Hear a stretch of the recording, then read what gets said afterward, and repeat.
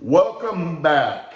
I am super excited to talk to you about this topic, door approach. And I want you to know, this is going to be the most challenging section of your training.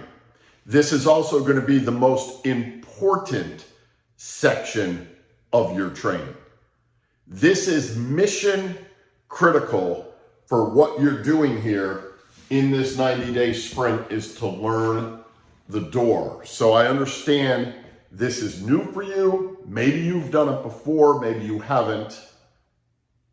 If you are the non-assertive type and you don't have that sort of hunter's instinct to go out there and get after it, this might be challenging for you. Provided you have that hunter's instinct, that assertiveness, you're not afraid to walk up to somebody and say, hey, how are you? As long as you have that, we are gonna show you the way. You're gonna learn the way. But this is gonna be a process. So this door approach section, I'm not even certain yet if it's gonna be 3 videos, 4 videos, 5 videos. I'm gonna break it down into pieces to talk to you about what is important, what you need to know in this section. We are going to get into the script, into the framework of the script. You will have access to a PDF so you can learn the framework.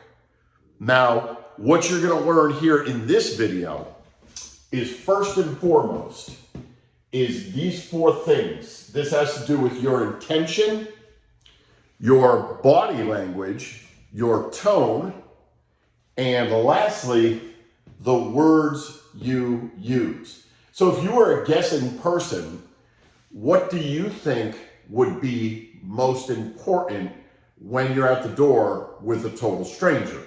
Do you think it's your intent, your tone, your body language, or your words? You have to understand something. You interrupted them. They didn't invite you there. If you're knocking the door. If you have an appointment, it's a different story. But even with an appointment, which I ran for years, you encounter skepticism at the door. And today what you're dealing with is what I would call complete distrust. Okay? So that's the bad news. The good news is, if you can do this and you can develop the aptitude for this, you can find yourself in a very nice 6-figure income and creating a foundation from which to grow something really special called your sales career, or the masterpiece of you built on this foundation. So it truly is a master skill set. Let's start with intent. Go back to the video we did before this when I was talking about common ground, rapport, and even go back a little further. We were talking about serve, solve, sell. What is your intent? Don't think for a moment people don't know your intent. I share with people all the time and I tell them, go look it up. There's this thing called precognition, which is actually kind of weird. But humans are sort of psychic towards other humans. Like, because your energy field literally comes off your body, they can pick up what you're up to. Are you up to no good? Are you up to help them? What are you up to? So your intent is going to be very important. So if your intent is to serve, find out what their problems are, find out if they even have a problem, and then to solve it. If that is your core intent, you're in a good place. If your core intent is me, myself, and me, my money, I gotta get mine. If that is your core intent, you are already off to a bad start. So how do people determine your core intent? They determine it based on 2 primary factors. Number 1 is your voice tone, and number 2 is your body language. Think about this. You could deal with a complete foreigner in a foreign country, and you could determine based on tone and body language whether they were mad at you, whether they were going to hurt you, or whether they liked you and they were going to embrace you. So the customer doesn't know who you are. They just know you're somebody who showed up at their door. So automatically they go into like scan mode, right? They're scanning you to determine, is this a friend? Is it a threat? Who is this? Why are they here? What are you doing on my property? They're scanning very quickly. So you want to be very mindful of your tone.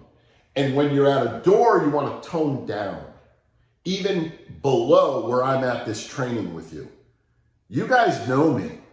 I'm the trainer, right? Think about that. Plus I'm on a video. So there'll be times I might get excited. There might be times I tone it down. But either way, I'm on a video. You're right in front of them. So you want to tone a little down when you're at the door, or get to a place of what I like to call sales neutrality, where you are neutral.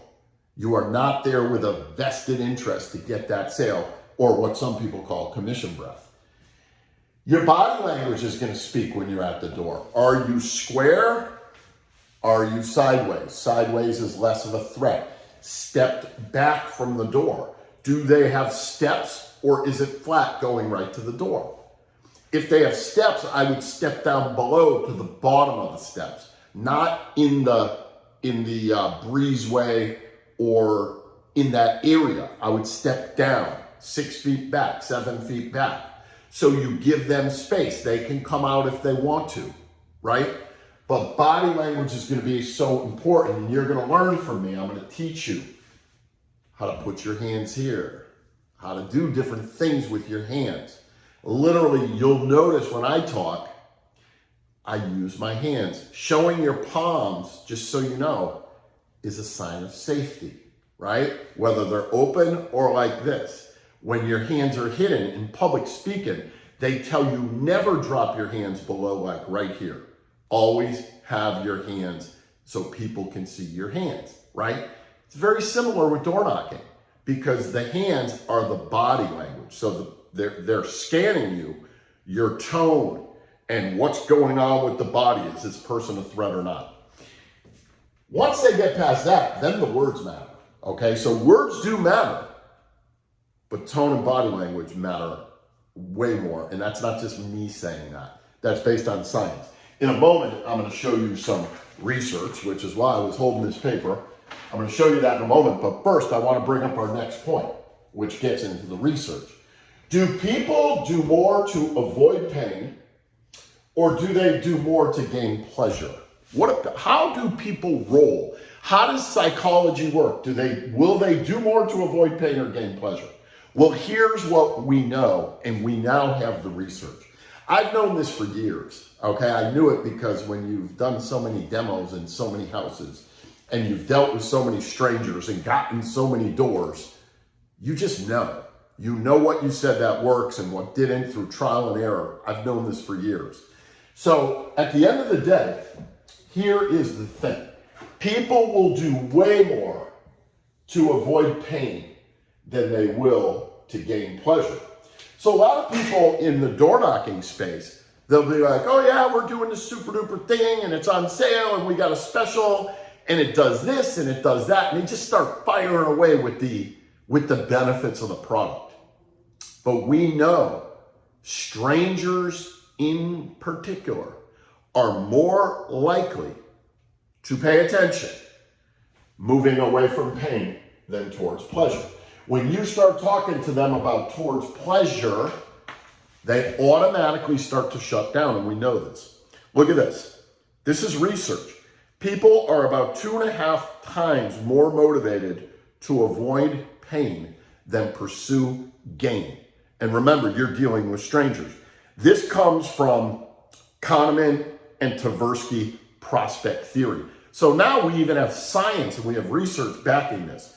So if you frame something as avoiding a loss versus framing it as a benefit, they are going to be more likely to listen to you. And that's what we're about to get into in our scripts. But let me give you an example. An example would be this. Without monitored smoke detectors, you would never know if a fire started while you were away. This is going to hit harder than with monitored smoke detectors. You have peace of mind. See, with monitored smoke detectors, you have peace of mind is moving them towards pleasure. Without smoke detectors being monitored, you would have no way of knowing. Think about somebody who has pets. You'd have no way of knowing that the pets are safe. Moving them away from the pain. So this is super, super important stuff.